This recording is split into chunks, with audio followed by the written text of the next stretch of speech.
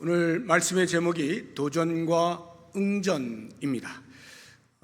이 용어는 20세기의 유명한 역사학자 중에 한 사람인 아놀드 토인비가 문명의 발전이라고 하는 메커니즘을 설명하는 데 있어서의 인식 틀로 사용한 용어입니다.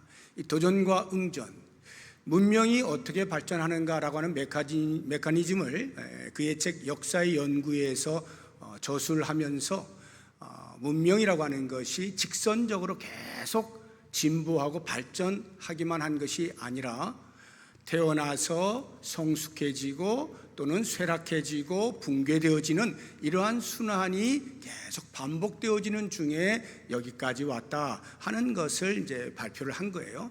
거기에 이 도전과 응전이라고 하는 용어를 사용해서 아주 이제 유명한 그러한 역사학자로 회자가 되고 있는데요. 사실 이 도전과 응전이라고 하는 개념은 그로부터 3,500여 년 전에 살았던 모세가 이미 이스라엘 백성들이 가나안 땅에 들어가기 전에 유언과 같이 설교하면서 이 개념을 가지고 설명을 해 놓았어요. 그것이 오늘 본문에 등장하고 있습니다. 이 도전과 응전이라고 하는 것을 오늘날 우리의 삶으로 적용해서 생각을 한다고 하면 도전이라고 하는 것은 사탄의 공격을 말합니다. 원래 자기의 수하에 있던 인간들이 예수 그리스도를 믿어서 구원에 이르게 되어지고 하나님 나라의 백성으로 이탈이 되어졌을 때에 사탄이 그냥 두지 아니하고 다시 우리 성도들을 자기의 통제권 아래 두기 위하여 여러 가지 모양으로 공격을 하고 우리 성도를 무너뜨리려고 하는 것, 이것을 도전이라고 한다면 응전이란 그와 같은 공격을 물리치고 자기 자신을 성도로서 하나님의 백성으로서 잘 지켜내고자 하는 우리의 대처를 가리켜서 응전이라고 이해를 하시면 되겠습니다. 그래서 우리가 오늘 본문의 말씀을 통하여서 이스라엘 백성들이 이제 곧 가나안 땅에 들어가게 되어지면 그 가나안 땅에 살고 있던 부족민들에 의하여 공격을 받게 되어질 것이고 그 공격으로부터 어떻게 스스로를 지켜낼 것이냐라고 하는 모세의 권면을 우리에게 들려주시는 하나님의 음성으로 듣고 우리의 신앙을 한번 점검해보는 그런 시간을 가지면 좋겠어요.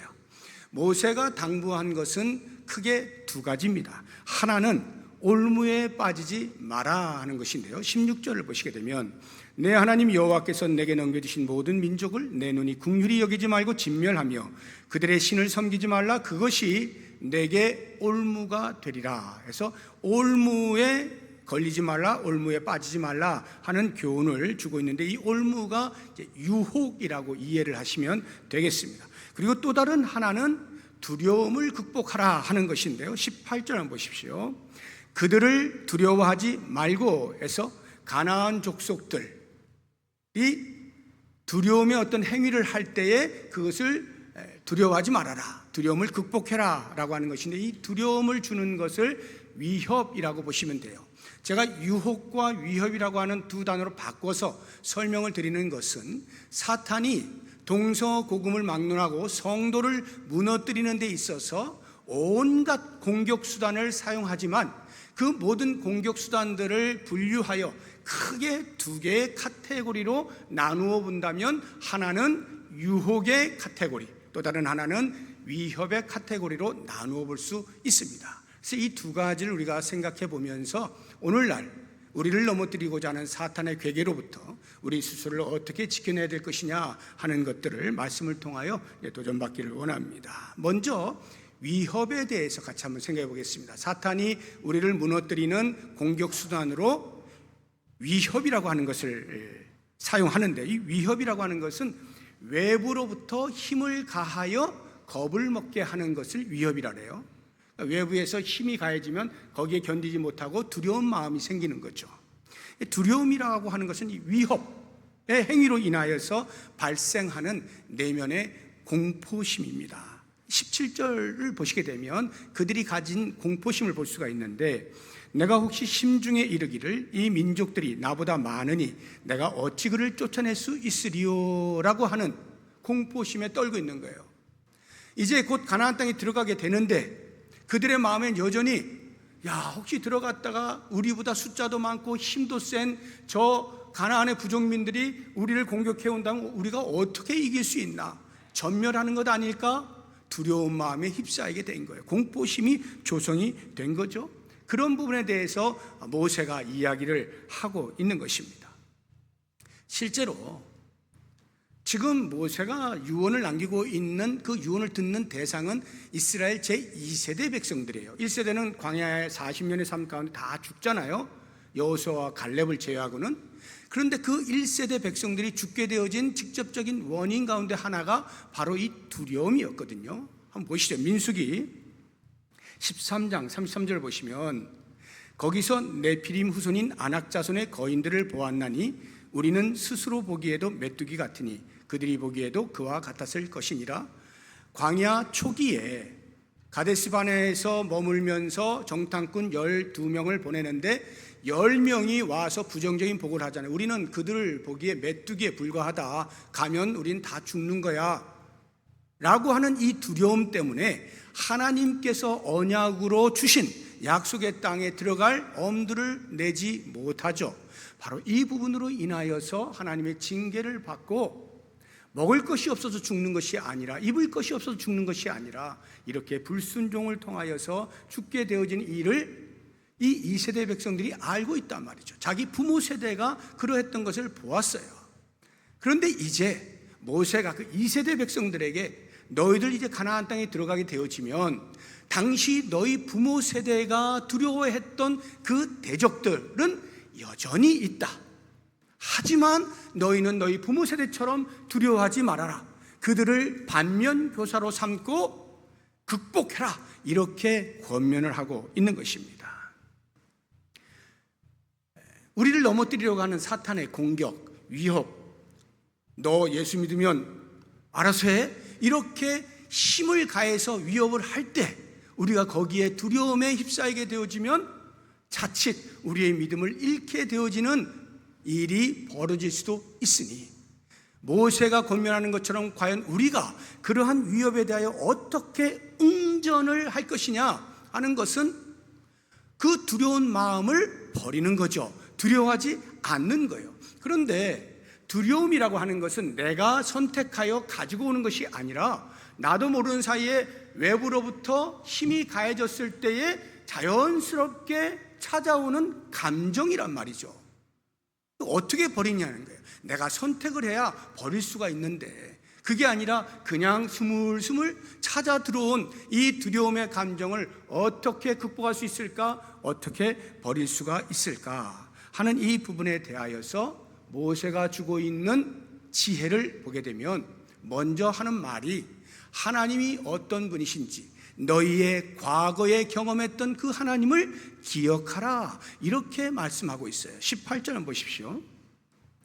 그들을 두려워하지 말고 다음에 내 하나님 여호와께서 바로와 온 애굽에 행하신 것을 잘 기억하되 내 하나님 여호와께서 너를 인도하여 내실 때에 내가 본 큰 시험과 이적과 기사와 강한 손과 편팔을 기억하라. 기억하는 것. 하나님이 무엇을 하셨는지, 나에게 어떠한 은혜를 베푸셨는지, 어떠한 능력을 보여주셨는지 경험되어진 그 하나님을 기억해 내라 하는 것입니다. 그럼 이스라엘 이 2세대 백성들이 자기의 부모 세대에서 애굽에서 나올 때에 하나님께서 역사하셨던 것 직접 본 사람도 있겠지만 부모 세대를 통하여 계속해서 들었을 것이란 말이죠. 그래서 그 부모 세대가 경험했던 하나님의 능력, 그것을 그들이 상기해야만 되는 거예요. 한 예를 들면 애굽에서 나올 때에 10가지 재앙을 내리시잖아요.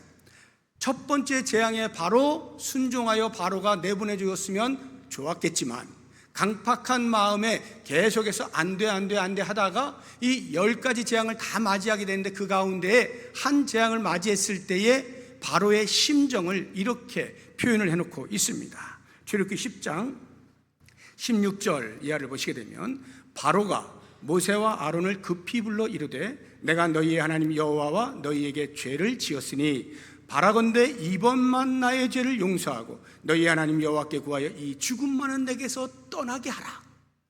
권력을 쥐고 있던 바로 그 아래에서 압제를 당하고 있던 이스라엘 백성들이 볼 때는 바로가 권력의 주체예요, 힘이에요. 그런데 정작 애굽을 나오고 있는 그 과정 속에서 권력의 주체였던 바로가 더 큰 힘을 가지신 여호와 하나님 앞에 무릎을 꿇고 있는 모습을 보고 있단 말이죠. 제발 나 좀 살려다오 라고 하는 것을 부모 세대는 다 목도했고요, 그 아래 세대라 할지라도 부모를 통하여서 듣고 계속 들었죠. 전능하신 하나님, 능력의 하나님, 그 하나님을 기억해 내야 하는 것이에요. 다시 말하면 누구를 두려워해야 하느냐, 이 부분입니다. 21절을 보시게 되면 너는 그들을 두려워하지 말라. 너희 하나님 여호와 곧 크고 두려운 하나님이 너희 중에 계심이니라. 정말 두려워해야 할 분은 여호와 하나님이시다. 바로조차도 그 앞에서 꼼짝 못한다. 그러니 그 전능하신 여호와 하나님이 우리와 함께 계시다고 하는 사실을 기억하고 있어라. 그것이 우리의 마음에 찾아오는 두려움을 없앨 수 있다 하는 거예요. 전능하신 하나님을 기억하여, 그 다음에 중요한 것은 기억한 그 하나님을 신뢰하는 거예요. 신뢰하는 거예요.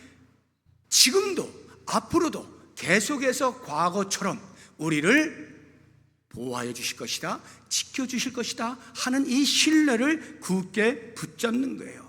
하나님께서는 반드시 우리를 위하여 일하신다 하는 건데, 그것을 모세가 2세대 백성들에게 분명하게 말해주고 있는 거예요. 23절을 보세요. 내 하나님 여호와께서 그들을 내게 넘기시고 그들을 크게 혼란하게 하여 마침내 진멸하시고 그들의 왕들을 내 손에 넘기시리니 너는 그들의 이름을 천하에서 제하여 버리라. 너를 당할 자가 없이 내가 마침내 그들을 진멸하리라. 너희들 들어가면 걱정하지 마. 내가 너희들 손에 붙여 놓았다. 너희는 그저 나를 믿고 칼을 휘두르기만 하면 돼. 그러면 전쟁은 이긴 거야. 이렇게 하나님이 하실 일에 대하여 말씀해 주심으로, 그렇구나, 과거에 애굽에서 나오게 하실 때 보여주셨던 그 전능의 하나님이 이제 가나안 땅에 들어가서도 여전히 우리의 모든 두려움의 대상들을 직접 처단하시는구나. 이 신뢰를 붙잡을 때 우리의 마음에 있던 두려움이 사라질 수가 있게 되는 것입니다. 우리는 기억해야 됩니다. 눈에 보이는 것이 전부가 아니에요. 우리 앞에 나를 두렵게 만드는 그것이 전부가 아니에요. 그 뒤에, 그 너머에서 일하시는 하나님이 계셔요. 이 차이가 어떠한 차이냐? 이스라엘 백성들이, 이제 나중 이야기입니다만, 사울 왕이 블레셋과 전투하던 때에 골리앗이라고 하는 블레셋의 거인 장군이 나왔을 때 상황을 보시면 그 비교를 금방 해볼 수가 있어요. 이스라엘 군대들이 골리앗 앞에서 어떻게 하는지 사무엘상 17장 24절 보시죠. 이스라엘 모든 사람 군인들을 말하는 거예요. 그 사람을 보고, 골리앗을 보고 심히 두려워하여 그 앞에서 도망합니다. 두려우니까 죽지 않으려면 어떻게 하겠어요? 도망가야 되겠죠. 모든 이스라엘 군인들이 다 그러고 있는데 심부름 왔던 어린 소년 다윗은 똑같은 현상 속에서 반응을 다르게 합니다. 어떻게 할까요? 사무엘상 17장 45절 이하를 보시면 다윗이 블레셋 사람에게 이르되, 이때 다윗은 어린 소년이에요. 너는 칼과 창과 단창으로 내게 나아오거니와 나는 만군의 여호와의 이름 곧 내가 모욕하는 이스라엘 군대 하나님의 이름으로 내게 나아가노라. 오늘 여호와께서 너를 내 손에 넘기시리니 내가 너를 쳐서 내 목을 베고 블레셋 군대의 시체를 오늘 공중의 새와 땅의 들짐승에게 주어 온 땅으로 이스라엘의 하나님이 계신 줄 알게 하겠고, 또 여호와의 구원하심이 칼과 창에 있지 아니함을 이 무리에게 알게 하리라. 전쟁은 여호와께 속한 것인즉 그가 너희를 우리 손에 넘기시리라. 똑같이 골리앗이라고 하는 거인 장군을 보고 있는데 모든 이스라엘 군인들은 벌벌벌 떨고 있는 반면 어린 소년 다윗은 어떻게 이런 담대한 외침을 할 수 있었을까요? 여호와 하나님을 향한 신뢰가 있었기 때문에. 그러니까 눈에 보이는 것으로 판단하지 않아요. 그 너머에서 일하시는 하나님을 바라보고 이와 같은 고백을, 이와 같은 담대한 외침을 할 수 있었던 것입니다. 사랑하는 여러분, 우리의 신앙의 여정, 천국까지 가는 신앙의 여정이 있잖아요. 그 여정에 여러 가지 장애물들, 방해물들, 사탄의 공격이 있어요. 그 중에 위협이라고 하는, 힘으로 우리를 눌러서 예수 못 믿게 하려고 하는 이러한 일들이 발생하게 될 때 우리들은 담대해야 됩니다. 두려움에 벌벌 떨면 안 돼요. 담대해야 돼요. 만약에 두려워하잖아요, 그러면 더 이상 앞으로 나아가질 못해요. 두려운 마음은요, 우리의 발목을 붙잡습니다. 주저하게 만들고요, 머뭇거리게 만들고, 염려하게 만들고, 이거 어떻게 되나? 그냥 그 자리에서 벌벌벌 떨고만 있을 뿐 한 걸음도 앞으로 나아가지 못합니다. 이때에 담대한 마음, 그 담대함은 하나님을 향한 신뢰예요. 하나님이 우리를 위하여 일하신다는 거예요. 하나님이 왜 우리를 위하여 일하시냐? 그 원인은 오직 하나예요. 우리를 사랑하시기 때문에. 하나님이 우리를 사랑하시니까 우리를 위하여 일하시는 거고, 그 일하시는 하나님을 우리도 사랑합니다 고백하면서 신뢰하는 거예요. 모든 우리를 향한 하나님의 사랑은 우리 속에 있는 모든 두려움을 다 내어쫓습니다. 이것이 사도 요한이 고백한 내용이에요. 우리 요한일서 4장 18절 한번 보시죠. 사랑 안에 두려움이 없고 온전한 사랑이 두려움을 내쫓나니 두려움에는 형벌이 있음이라 두려워하는 자는 사랑 안에서 온전히 이루지 못하였느니라. 하나님의 사랑이 왜 우리의 마음에 있는 두려움을 없애요? 하나님의 사랑이 나를 어떻게 보호하시고 지키시고 인도하실 것인가를 확신하기 때문이에요. 그 신뢰가 생겨나기 때문에 아무리 사탄이 힘으로 우리를 무너뜨리려고 공격한다 할지라도 그 위협에 흔들리지 아니하고 담대하게 이길 수가 있는 거예요. 이렇게 담대함으로 나아가는 길에 있어서 또 다른 복병이 있어요. 그게 뭐냐 하면 조급한 마음이에요. 한 번, 두 번 전쟁을 치르잖아요, 사탄과. 그러다 보면 이제는 그만 천국이 내 앞에 있으면 좋겠다. 나 지금 천국에 들어가면 좋겠다. 전쟁 너무 피곤해. 이런 조급한 마음이 생길 수가 있는데, 그런 부분에 대해서 모세가 얘들아, 너희들이 가나안 땅에 들어가게 되면 아마도 한 번 전쟁으로 끝나지 않을 거야 라고 하는 것을 미리 이야기를 해줍니다. 22절 한번 보시기 바랍니다. 내 하나님 여호와께서 이 민족들을 내 앞에서 조금씩 쫓아내시리니 너는 그들을 급히 멸하지 말라. 들짐승이 번성하여 너를 해할까 하노라. 이게 무슨 말이냐면요, 남겨두라는 뜻이 아니고 진멸하는데 급하게 한 번에 끝날 것으로 생각하지 말라는 거예요.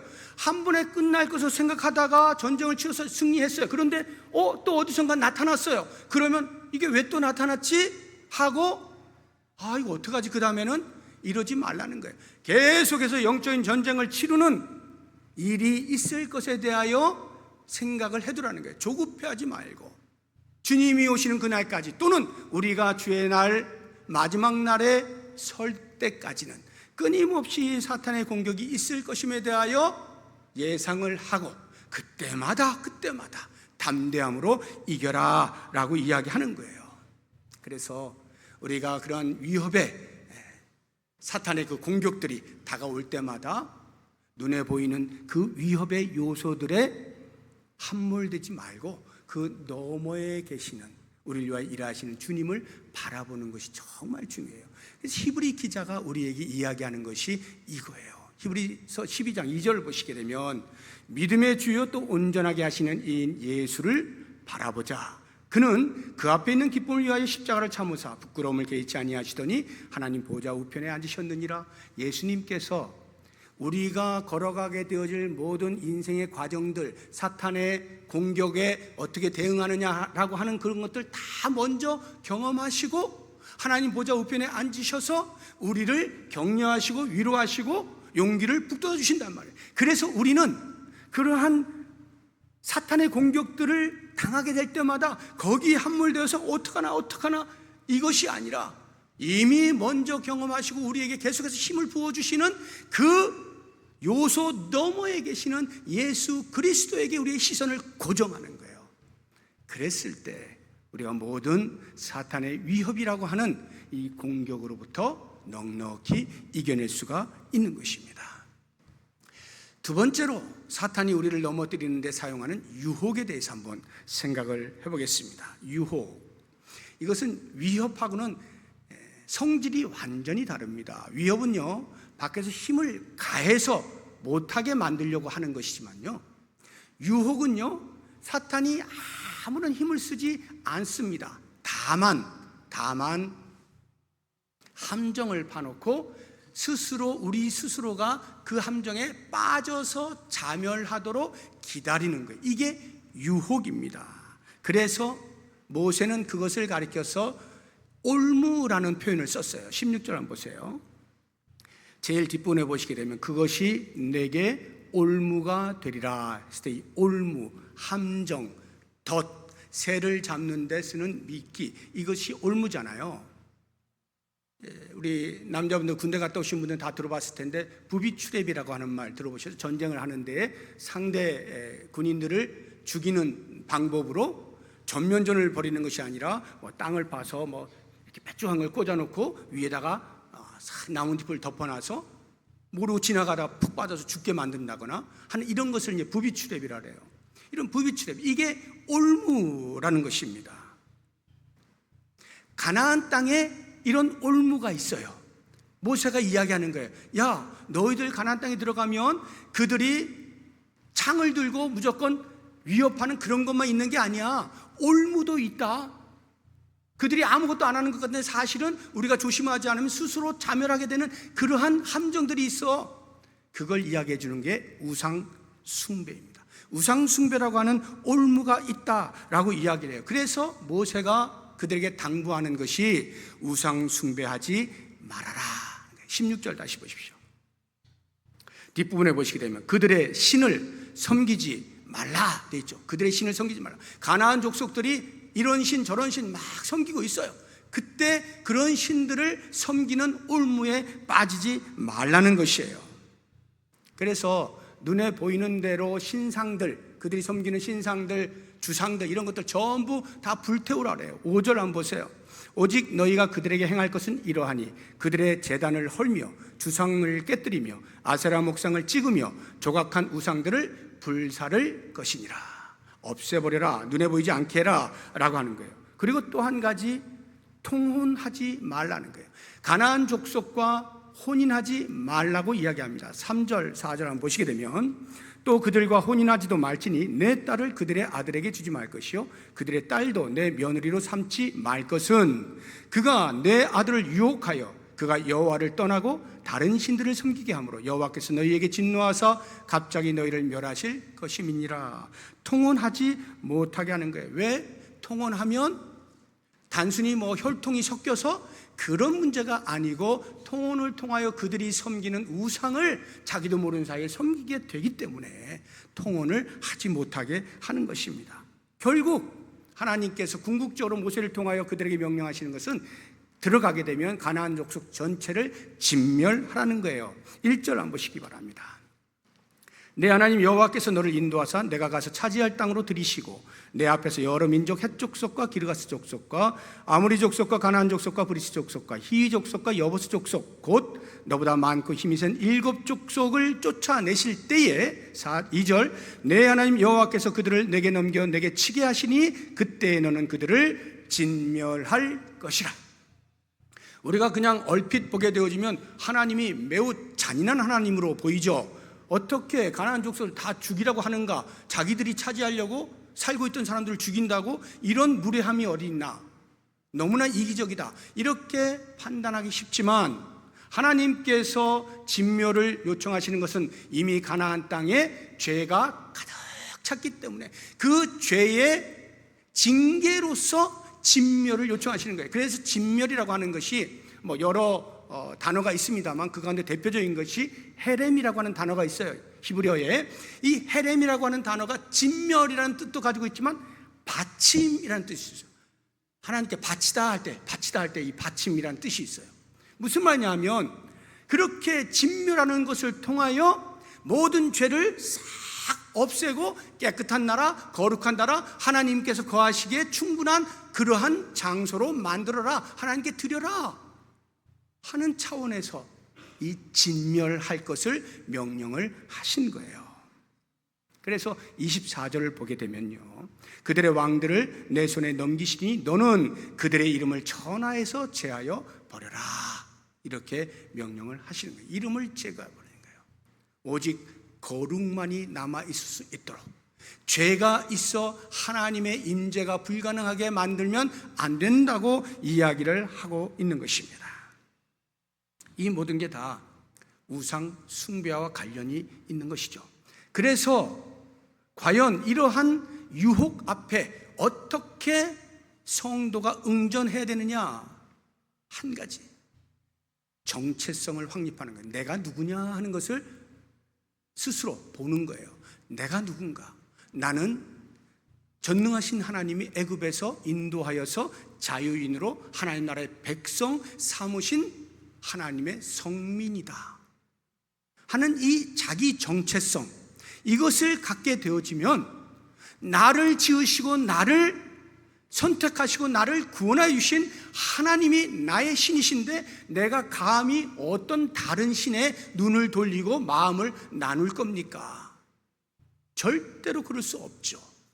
오직 하나님만 섬기고 하나님만 사랑하고 하나님과만 교제하는 존재임을 알게 되잖아요. 이 정체성을 꼭 붙잡게 되어지면 우상 숭배는 이길 수 있다는 거예요. 그러한 유혹들은 이길 수 있다라고 하는 것입니다.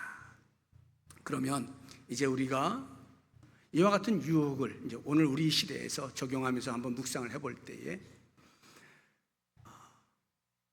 이 유혹이 이렇게 다가오게 되어지면 어떻게 우리가 극복을 할까 할 때에, 하나님의 감정, 그 감정에 나의 감정을 잇대는 거예요. 잇대는 거예요.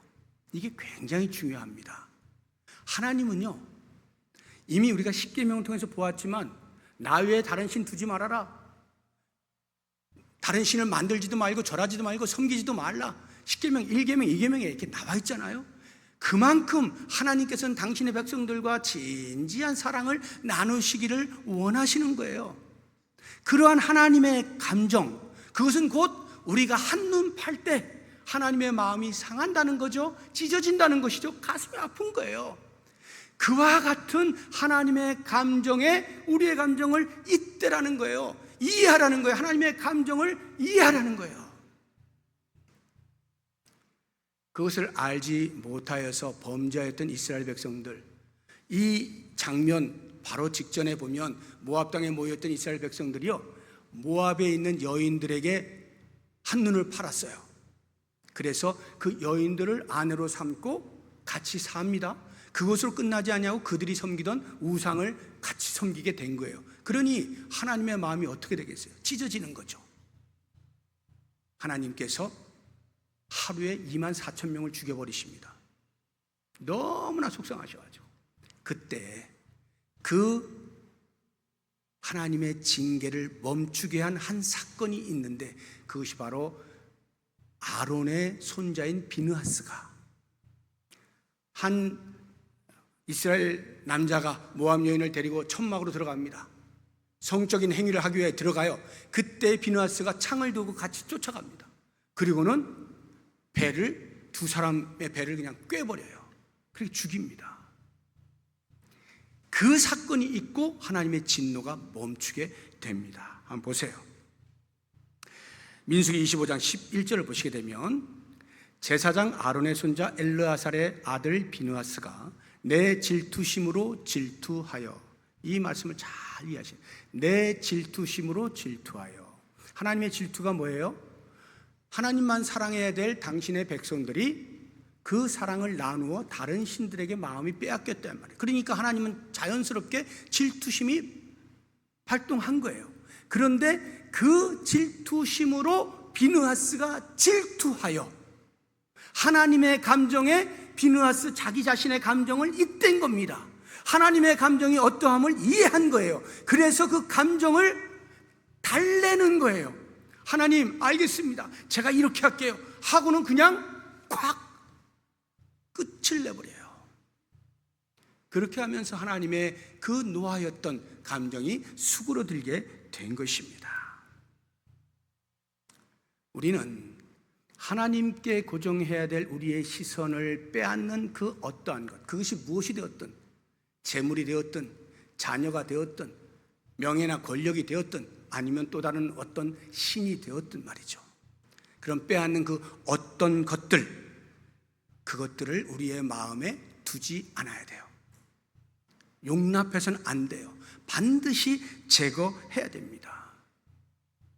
그리고 또 한 가지 정말 중요한 것, 탐심을 버려야 돼요. 유혹을 이기려면 탐심을 버려야 되는데, 우리 한 말씀을 보겠습니다. 25절 보시면, 너는 그들이 조각한 신상들을 불사르고 그것에 입힌 은이나 금을 탐내지 말며 취하지 말라.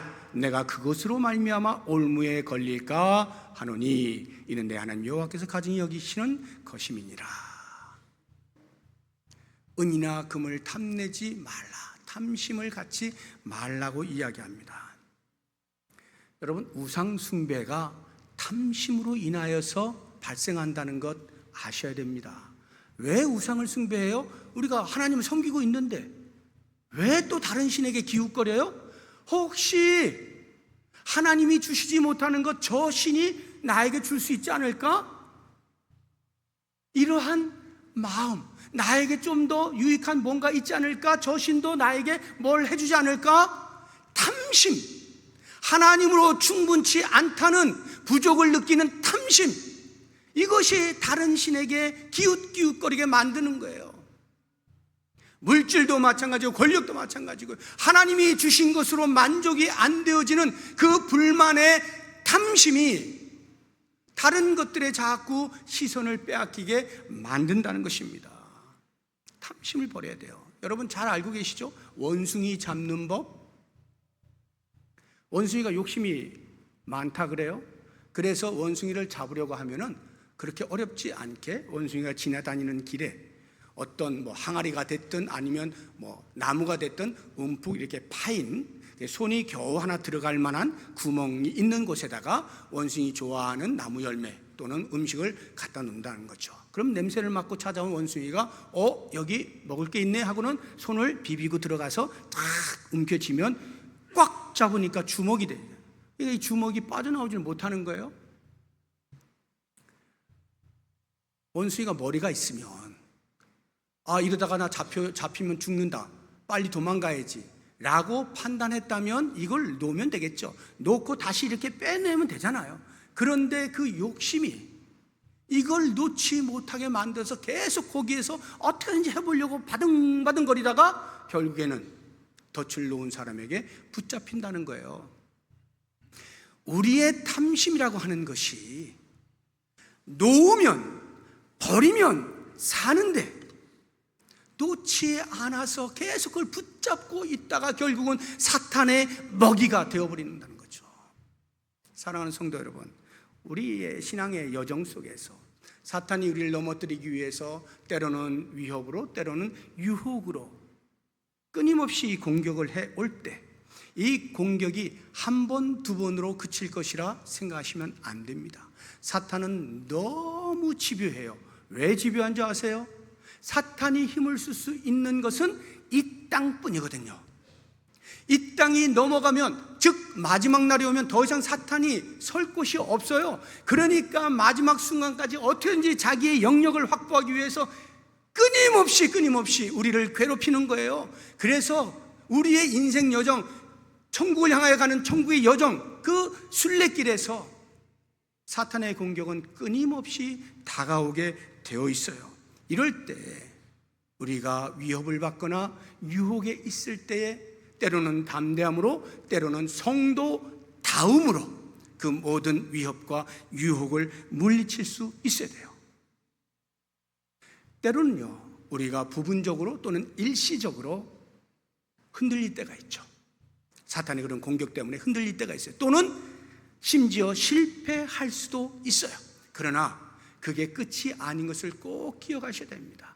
우리 하나님께서는요, 애굽에서 이스라엘 백성들을 데리고 나왔을 때 반드시 약속의 땅까지 데리고 가시는 거예요. 우리를 예수 그리스도를 통하여 죄에서 구원하여 주셨을 때 우리를 하늘까지, 주님이 계시는 그 자리에까지 반드시 보장을 해주시는 거예요. 그렇다고 하면 그 과정 속에서 일어나고 있는 모든 영적인 전쟁들, 아무리 두렵고 아무리 유혹스럽다 할지라도, 잠깐 우리가 흔들리거나 실패한다 할지라도 결국에는 승리가 보장되어 있는 우리의 삶이라고 하는 확신 속에서 다시 일어서서 천국을 향하여 믿음의 길을 걸어갈 수 있는 그러한 삶이 우리에게 필요한 거예요. 오늘 말씀을 통하여서 때때로 찾아오는 사탄의 도전에 나는 어떻게 응전할 것인가, 말씀을 잡고 기도하시는 귀한 시간 되시기를 바랍니다. 기도하겠습니다. 하나님 감사합니다. 주의 말씀을 통하여서 우리가 우리의 주변에 언제나 있는 사탄의 유혹들, 사탄의 위협들, 우리도 모르는 사이에 넘어지거나 빠져드는 경우가 있는 것을 생각하면서 이제는 더 이상 사탄의 위협이나 유혹에 휘둘리지 아니하고 흔들리지 아니하고 견고한 믿음으로 주의 나라가 임하는 그날까지 계속해서 영적인 전쟁을 치르되 담대함으로 승리의 노래를 부르는 우리의 삶이 될 수 있도록 함께하여 주시옵소서. 예수님의 이름으로 기도드립니다. 아멘. 우리 다 같이 자리에서 일어나